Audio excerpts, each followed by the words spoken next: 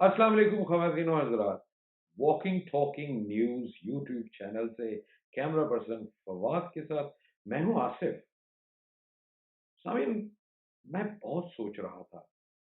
बड़े मैंने तारीख के औराक और रिसर्च निकाली यार। दुनिया का कोई ऐसा मुल्क है कि जहाँ पर हुक्मरानी और सियासत का मरकज़ और महवर ख़ानदान हो, बाप हो, उसके बाद बेटा हो, बेटे के बाद उसका पोता हो, पोते के बाद नवासा हो, नवासे के बाद उसका पोता हो, उसका बेटा हो। यार ये क्या मज़ाक हो रहा है हमारे साथ, हैं? मरियम सफदर, बिलावल भुट्टो ज़रदारी, क्या क्या क्या पाकिस्तान इनके इनके आबाओ-अजदाद को या इनके घरानों में जहेज़ के तौर पे दिया गया था, हैं? क्या अवाम इतनी भेड़-बकरी है कि जनाब उसको उठाकर जनाब ये अपनी मरूसी सियासत के लिए इस्तेमाल कर सकें। तोड़ दें ये ज़ुल्म के और जबर के और मरूसियत के जितने भी बड़े-बड़े पहाड़ आपके सामने हैं। आपको याद होगा कि 5-6 साल पहले बिलावल भुट्टो को लॉन्च करने की कोशिश की गई थी लंदन से। तो यहाँ के मीडिया ने तमाम चीज़ों के बावजूद एक सवाल ये किया, are you promoting the dynasty मरूसियत in politics? Your father, then your mother, your नाना, and then your uh, father's father and all these things, फिर उनके उनका खानदान। यार हम तो इन लोगों में ही फंस के रह गए हैं जी। ना तो इनकी सोच, ना इनका कोई हुनर। अब देखें, दोनों तरफ से मैं एक सवाल पूछता हूँ, एक सवाल मैं आप सब लोगों से पूछूंगा, आम आवाम से पूछना चाहूंगा कि ये किसी सियासी अमल का हिस्सा है? क्या ये मेंबर हैं अपनी-अपनी सियासी जमात के?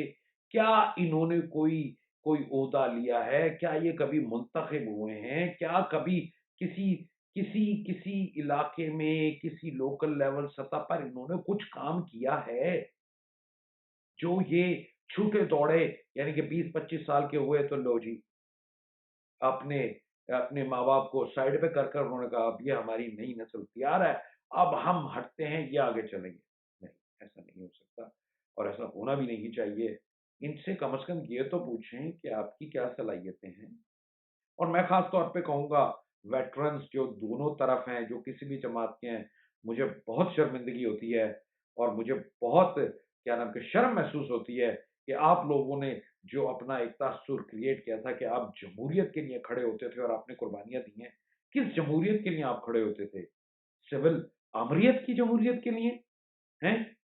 कि जहाँ पर अब आपकी आपकी सरबराही एक तरफ तो मरियम सफदर कर रही हैं और दूसरी तरफ बिलावल ज़रदारी कर रहे हैं। ये आपकी जद्दोजहद है? तो मैं आपसे माज़रत के साथ कहूँगा कि ये आपकी जद्दोजहद सिर्फ़ आपके अपने लिए थी, अपने पाकिस्तान के लिए नहीं। और आपने किसी भी तरीके से खिदमत इस मुल्क और अवाम की नहीं की है।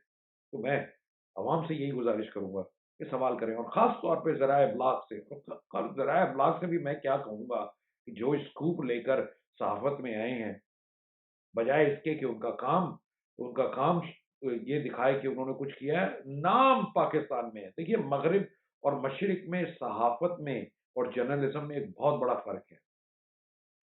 मग़रिब में लोग अपने काम से जाने जाते हैं, जबकि मशरिक़ में लोग नाम से जाने जाते हैं। ये जितने बड़े-बड़े ये आजकल बने फिर रहे हैं, बल्कि ऐसे जय्यद सहाफ़ी लोग मौजूद हैं कि जिन्होंने वाक़ई में माज़ी में और हाल में भी वो सच को लिखते हैं, सच की पैरवी करते हैं, लेकिन वो आपको किसी चैनल पे नज़र नहीं आएँगे।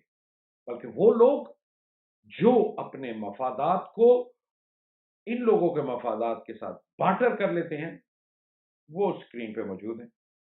जिसका नतीजा यही है कि गैर यकीनी सूरत-ए-हाल किसी भी वक़्त पाकिस्तान के मीडिया ने, पाकिस्तान के सहाफ़ियों ने अवाम को सही तौर पर तबसरा नहीं दिया। हर तबसरा کسی نہ کسی مشن کا نتیجہ تھا، جو کہ آپ نے دیکھ بھی لیا ہے کہ لوگوں نے بڑی کوشش کر کر اپنی جان پہ کھیل کر آپ کو یہ آف دا ریکارڈ چیزیں جو ہے وہ کیا نام کہ آپ کو یوٹیوب پہ ڈالی ہیں، واٹس ایپ پہ ڈالی ہیں۔ میں ان سب لوگوں کو سلام کرتا ہوں کہ کم از کم انہوں نے یہ کوشش تو کی کہ جس چہرے کو آپ سمجھتے ہیں یہ مخلص ہے، وہ سب سے بڑا آپ کے ساتھ غداری کر رہا ہے۔ اور اب اگر آپ دیکھنا چاہیں گے، ابھی کل ہی کی ایک خبر ہے کہ جناب پاکستان کے ایسے صحافی بھی ہیں جن کی دوسرے ممالک میں اور مغرب میں جائیدادیں ہیں، تو اس کا بھی آڈٹ ضرور ہونا چاہیے۔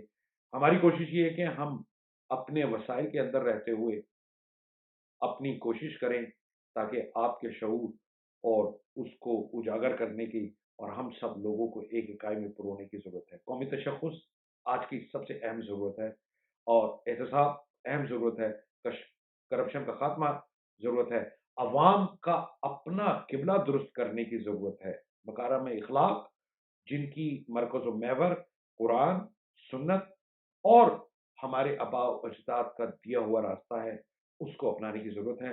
خدا کے واسطے اپنے چھوٹے چھوٹے پیٹی انٹرسٹ جو ہیں ان کو بھول جائیں، اور ایک بڑے انٹرسٹ کے لیے، ایک بڑی جدوجہد کے لیے اور ایک بڑے خواب کی تکمیل کے لیے کام کریں۔ کیمرہ پرسن فواد اور آصف کو اس سوچ کے ساتھ